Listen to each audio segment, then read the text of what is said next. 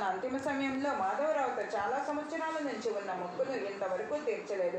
నీవు దేవి దర్శనానికి వెళ్ళు అని చెప్పింది. అంతేకాక ఆమె 2 స్థానాల్లో తామర వచ్చి చాలా బాధపడింది. భరించలేని ఆ బాధను సహించలేక తల్లి ఈ యాతన నుంచి నన్ను రక్షిస్తే 2 వెండి స్థానాలు నీకు సమర్పిస్తానని మొక్కుకుంది. అది తర్వాత వనికి వెళ్ళాలి అని అనుకుంటూ రోజులు, మాసాలు, సంవత్సరాలు గడిచిపోయాయి. మాధవరావు మొక్కును తీర్చడం మర్చిపోయాడు. ఈ విధంగా 30 సంవత్సరాలు గడిచిపోయాక షిరిడీకి ఒక జ్యోతిష్కుడు వచ్చాడు. అతడు జ్యోతిష విద్యలో గొప్ప జ్ఞానం ఉన్నవాడు. భూత భవిష్యత్తు వర్తమానాలు తెలపగలడు. అనేక మంది జిజ్ఞాసులు సంతృప్తిపరిచి వాహ్వా అని అనిపించుకున్నాడు. మొదట బుట్టి మొదలగు అనేకులు జ్యోతిష్యం చెప్పి వారిని సంతుష్టపరిచాడు. మాధవరావు తమ్ముడు బాబాజీ తన భవిష్యాన్ని గురించి ప్రశ్నించగా, మీ తల్లి తన అంతిమ సమయంలో తన మొక్కులను తీర్చమని మీ అన్నకు చెప్పింది. వాళ్ళని ఈనాటి వరకు తీర్చనందున దేవి బాధను కలిగిస్తూ ఉంది అని చెప్పాడు. ఈ కథనంతా బాబాజీ మాధవరావుకి చెప్పాడు. మాధవరావుకి అంతా గుర్తుకు వచ్చింది. కంసాన్ని పిలిపించి 2 వెండి స్థానాలను చేయించి వాళ్ళని తీసుకొని మసీదుకు వెళ్ళాడు.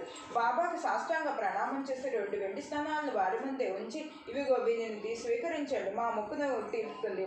మీరే మా సప్తశృంగి, మీరే మా కులదేవత, ఈ మొక్కుబడిని తీసుకుని శాంతించండి అని అన్నాడు. బాబా సప్తశృంగి మందిరానికి వెళ్ళి వీనిని మీ చేతులతో ఆమె చరణాల వద్ద అర్పించు అని జవాబు చెప్పారు.